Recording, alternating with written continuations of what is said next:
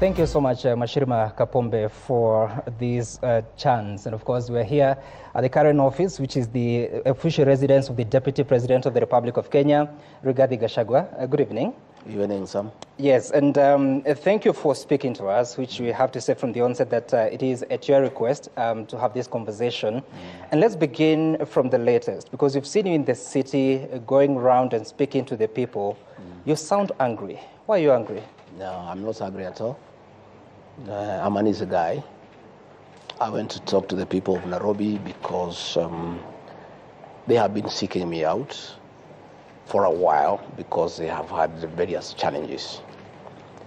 And at Wakulima Market, at Kekoba Market, at Muthurwa Market, the traders at Nyamakema, the touts and drivers at Tirum, they have been seeking me out over various challenges where they feel that they have not been treated very fairly by the county government of Nairobi. Right. And I therefore went to listen to them because as a leader, when the people whom you lead call upon you to listen to them, that's what good leadership is all about. So you are listening to them? Yes. What did they tell you? There are very many challenges at Wakulima Market over forceful eviction to Kagudo Road after having been there for almost 30 years without adequate public participation. And I think 2 weeks ago, there were attempts to forcibly evict them, and they are quite unhappy. And they wanted some intervention. Again, at Muthurwa Market, they have had challenges over health. There are hazardous challenges in terms of garbage collection, in terms of lack of water, lack of sanitation, and they would want some intervention. Again, at Kekoba Market, there has been challenges about threats to evict them from where they have had their livelihoods for many years. And they wanted me to listen to them and try to see what intervention they can make. Basically, it was a day for me to go and listen to these people because they have been looking for me for a while. But what will you do? The city has a governor who has explained that they're not necessarily evicting the people from that market. It's only that those that are excess need to move to a different location. What solution will you offer? Well, the fact that they are looking for me means they are not satisfied. Because if they were satisfied with what they have discussed with the governor, then they don't have to look for me. People do not agitate where there is no cause. So the fact that they wanted me to listen to them means that they have not, their issues have not been addressed to their satisfaction. That's what I'm asking, because the city is under the leadership of the county government. What will you do as Deputy President? Well, mine is to profile the matter and bring it to their attention, because it's important. You see what is happening. Why those people look for me is that when the governor of the city of Nairobi was seeking for votes, I held his hand and I went and talked to those people. And I asked them, because they know me and they trust me, that he'll take care of them. And once they feel that they have not been taken care of, they have come to me, because I was guarantor to Governor Sakaja that he would take care of them. What does that mean, guarantor? Guarantor is like when you go to a bank and you want to take a loan, and you don't have security, somebody else can come and offer his title deed for you. I went because those are people who speak my language and talk to them in my local language, and they wanted an assurance. They say, this Johnson Sakaja, Bwana Gachagua, we don't know him well. Do you know him well? I said, yes. Are you telling us that if we give him our vote, he'll take care of our business interests? I said, yes. Are you giving us that assurance? I said, yes. So I gave that assurance, like all you do when you are campaigning for somebody.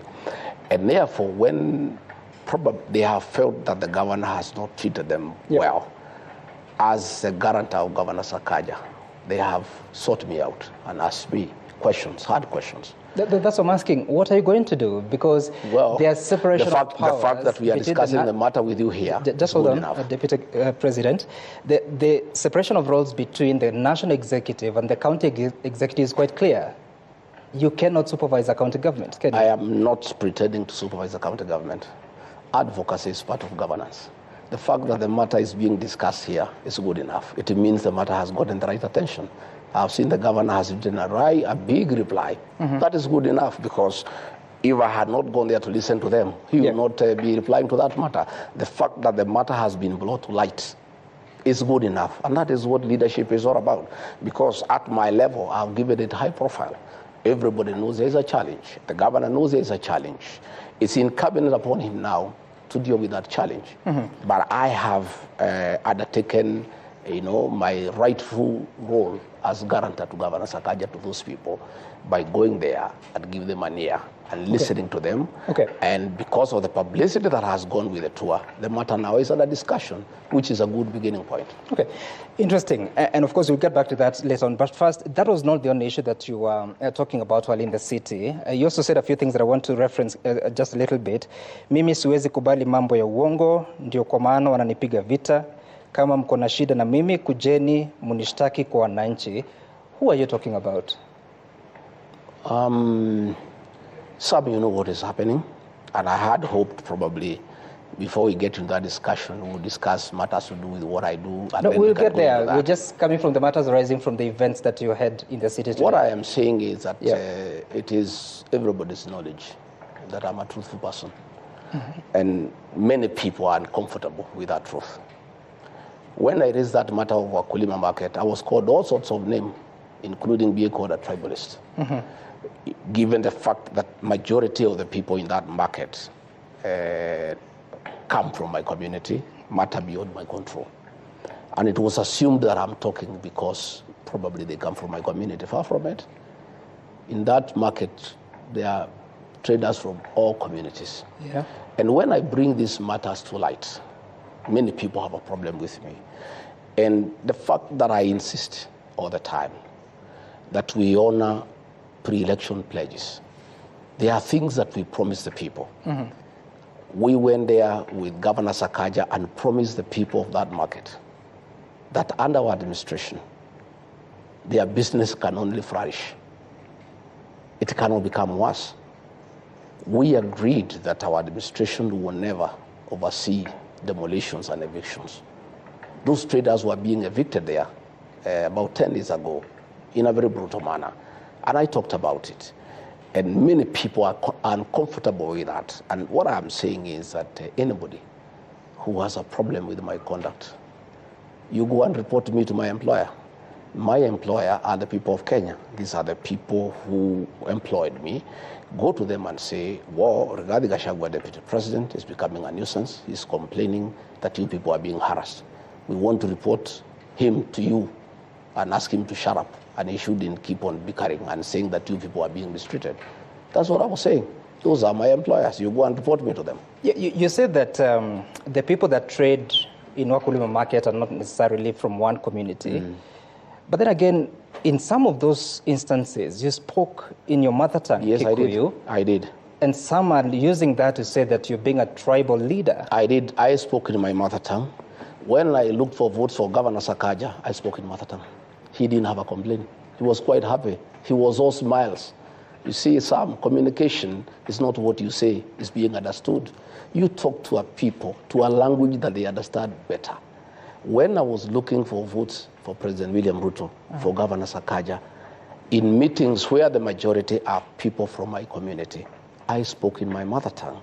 I don't know why people are having a problem now that elections have been won. When I speak to people in the language I used to speak to them when we were looking for votes.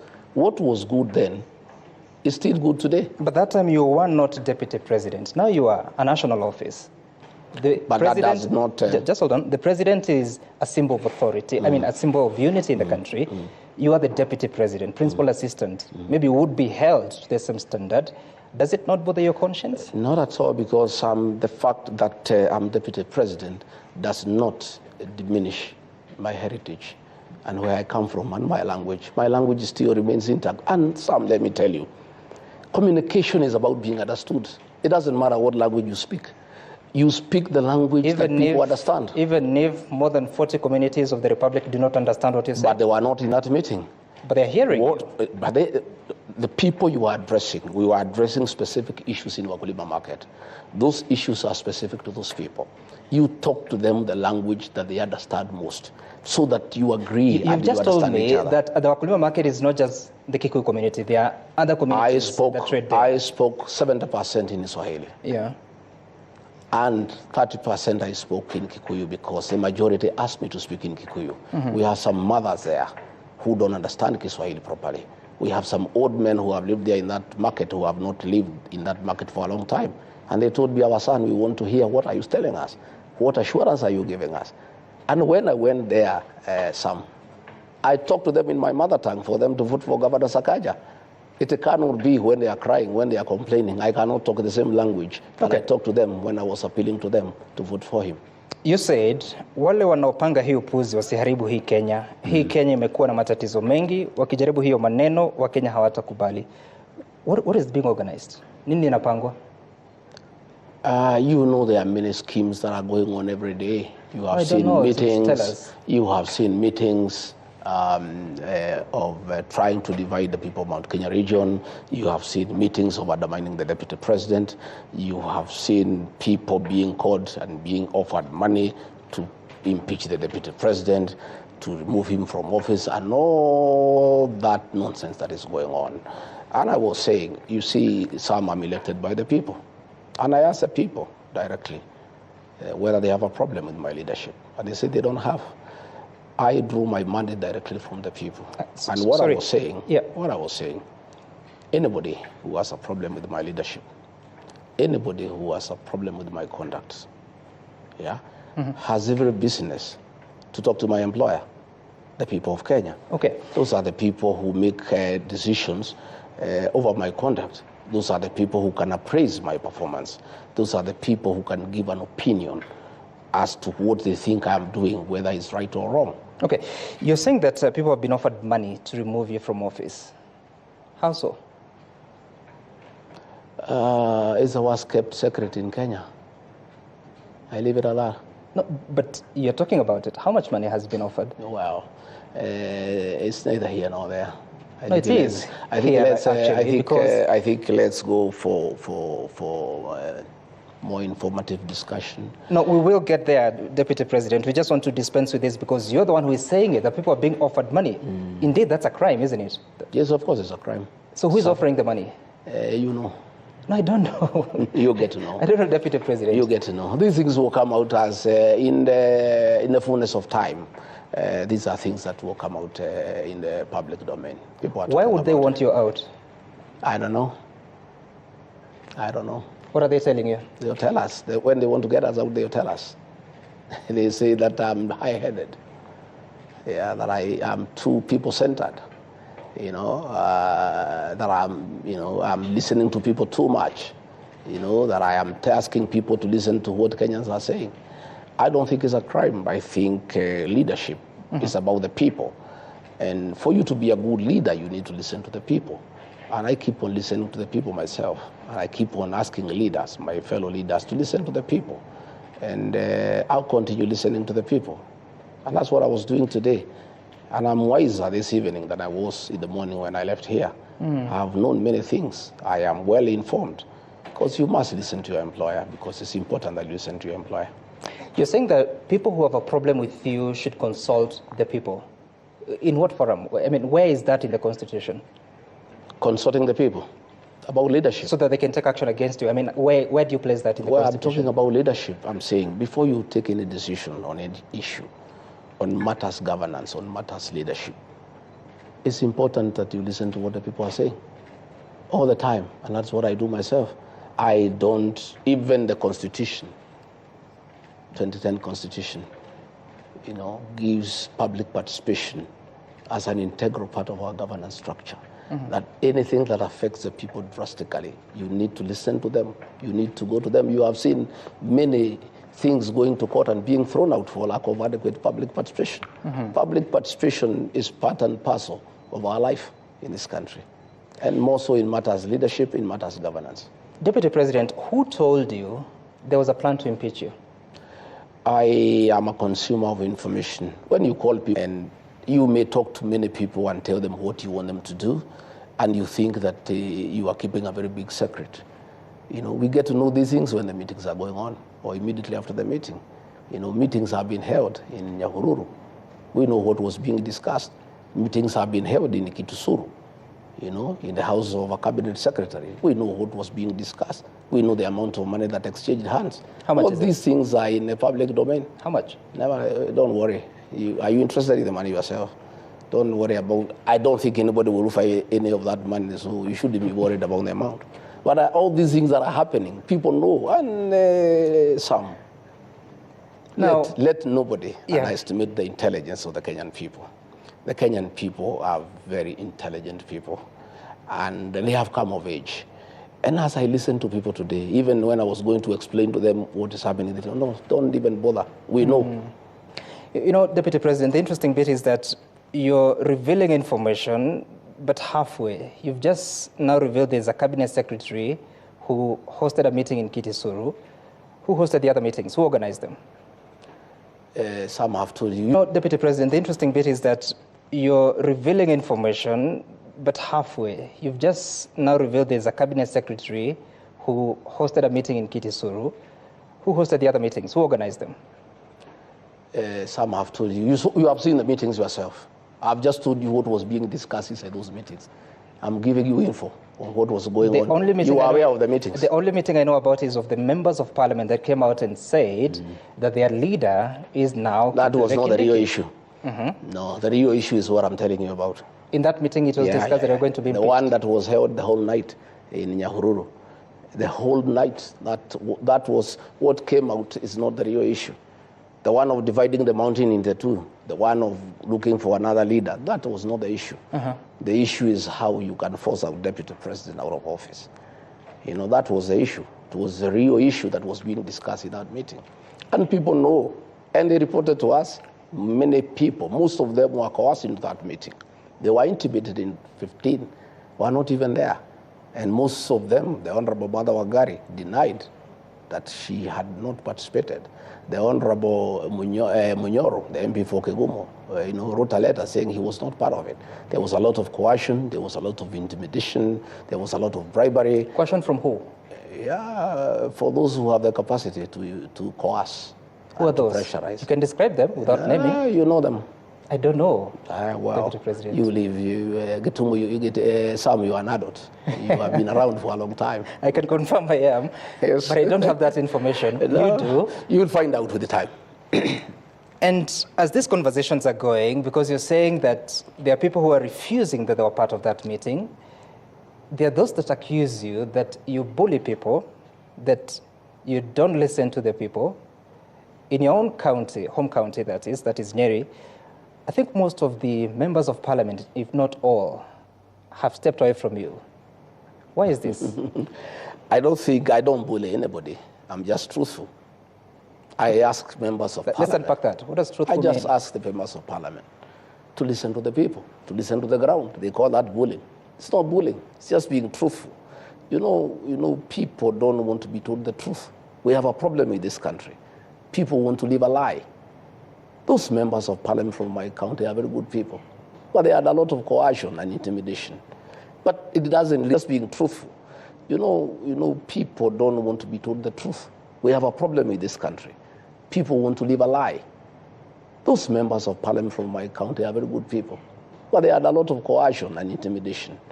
But it doesn't really matter. What matters is that the Nyeri people, I was here the other day, are with me. 44 members of the county assembly are with me. The governor of Nyeri is with me. If the MPs want to be intimidated and be coerced to seem to fight me, that's up to them. They have a date with the people of Nyeri in the fullness of time. And I'm really not bothered by these things. There are reports that, Mr. Deputy President, you're working with opponents of sitting members of parliament to decampaign them ahead of the 2027 election. I am not working with any opponent of anybody. What happens, Sam, is that nature abhors vacuum. If I go to a meeting and a member of parliament doesn't turn up, another character who is interested in leadership turns up, you cannot chase him away. I am a people's person. Nature abhors vacuum. I have no candidate. I have no candidate. I have not looked for anybody to campaign anybody. What I cannot do for sure, when I go around the country, I cannot stop Kenyans to accompany me to wherever I am going. If a member of parliament is there, he or she is given a chance to say hello. If he is not there and there is somebody else who wants to say hello, they are allowed to say hello. That's the way it goes. Yet, some of them claim that you're forcing them to attend meetings. I don't force anybody. Case in point, the member of parliament for Nyeri Town once told me in studio that you had invited him to join you in a meeting, and he excused himself saying he was committed elsewhere, only for you to go and speak ill of him. I have no capacity to force anybody to attend my meeting. Meetings are voluntary. My meetings are very well attended because I have a huge following. Any clever politician would attend my meeting. If he or she chooses not to attend, I have nothing to do with it, and I don't complain about it. You know, all I say is that if you want to come, my office, as a matter of courtesy, informs every elected leader of my tours around the country. The decision whether to attend or not, or whether to attend or not to attend, is your decision as a leader, and I will not take offense for you not coming, because I have nothing to do with you. You know, I heard somebody saying that that I'm unhappy somebody has not come to accompany me to church. Sam, what you need in church is a priest, the choir, and the congregation, and the service is on. Whether a member of parliament is in church or not, that will never dilute the quality of the service. We go to church to listen to the sermon, to praise and worship. And if the church choir is present, the congregation is present, you know, and in fact, the Bible says where 2 or 3 are gathered, that's where God is. That's all you need, 2 or 3. I don't think I have any issue with anybody attending my meeting or not attending. I am not bothered, really. Okay. You're not bothered, you say. Yet, if, as you say, that there are plans to impeach you, if an impeachment motion makes its way to Parliament, you will need members of Parliament to make a case for you, because it is them that vote. That is their decision, Sam. My position is very, very clear. I was elected by the people of Kenya, okay? It is the people of Kenya who will confirm whether I'm working well or not. But if members of Parliament... How will they decide? If members of Parliament yeah, are persuaded, intimidated, coerced to remove me from office, so be it. The matter is there. It's that simple. There are no issues. One, I have no capacity to coerce any member of Parliament. I have no capacity to intimidate any member of Parliament. I have no money to bribe any member of Parliament. If members of Parliament want to impeach Deputy President Rigathi Gachagua, so be it. If they have issues with him that are constitutional, that meets the threshold, and they want to go ahead and send him home for whatever crimes he has committed, there's nothing Rigathi Gachagua can do about it. That is their purview. Yet, Deputy President, including the meeting that you're attending today in the city, some of the members of Parliament you're working with were saying that we have seen the dog, now we want to see the owner of the dog. What does that mean? You can ask the ones who made those It has been repeated in several meetings that you attend. Well, I did not make those statements.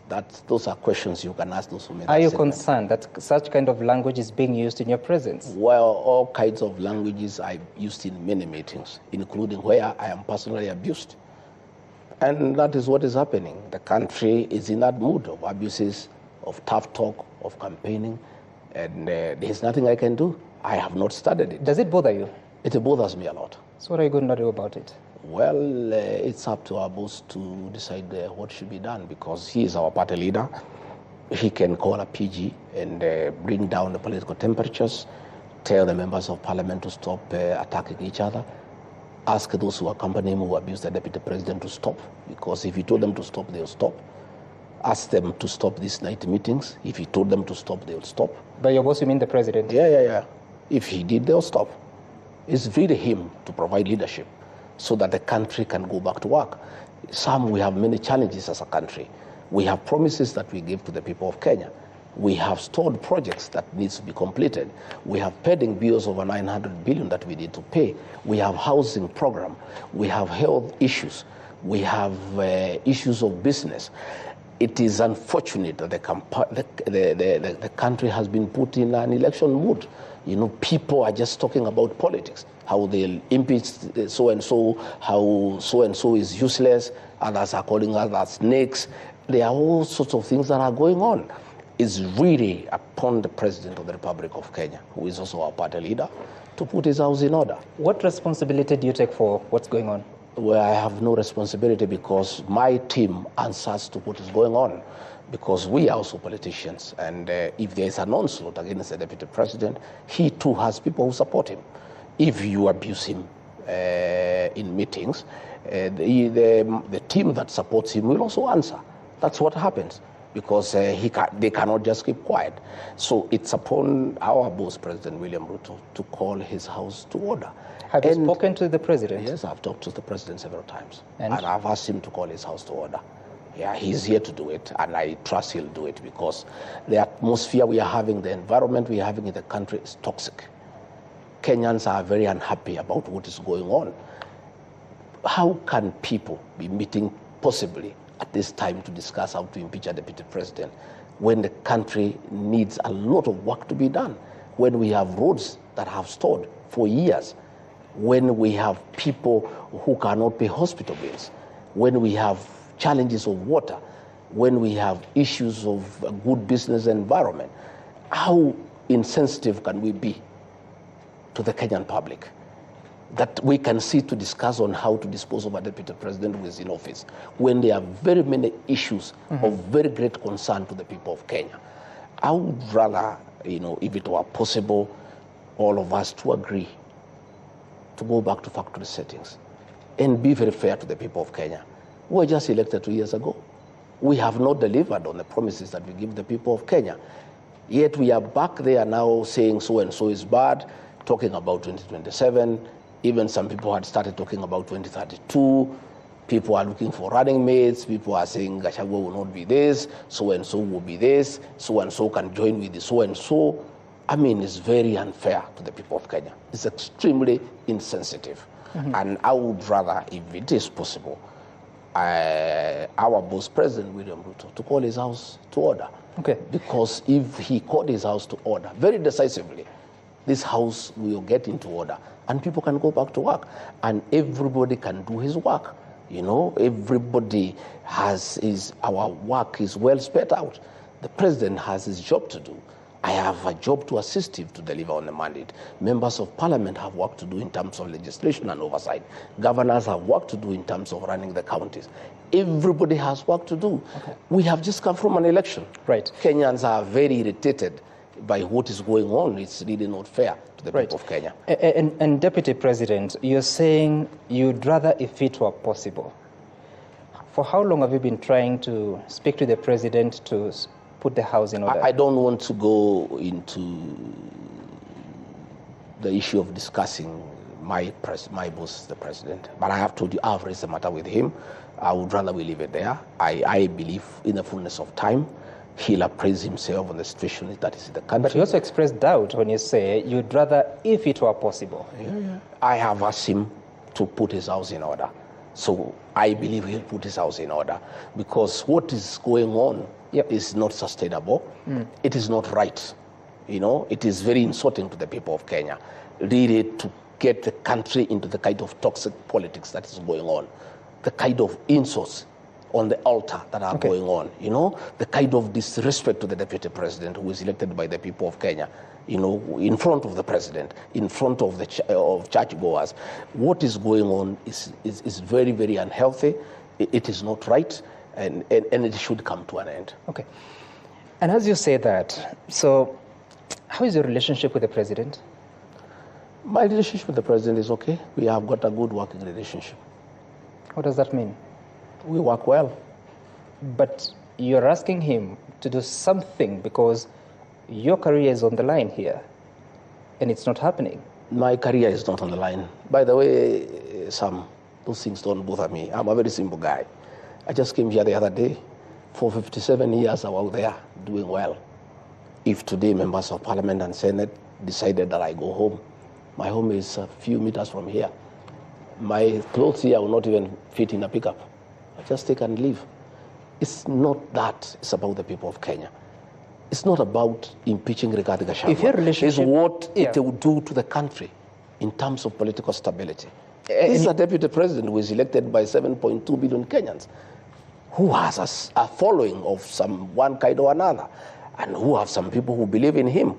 And we are having a country that is having challenges economically. We're having people feeling low, feeling whoever is raging wants to go. So be it. There's nothing I can do. The matter is beyond my purview. Let whoever wants to go ahead with it, go ahead with it. All we are doing ourselves is we'll inform the people of what is going on. And that I will do, by the way, call my supporters and telling them what's going on, what is being planned, what is likely to happen, so that they are aware. You see, we are elected by the people. We have a responsibility what is going on, because people wonder what is going on. We have a responsibility as leaders to inform the people, because they are the ones who have given us this person for the job. Right. But the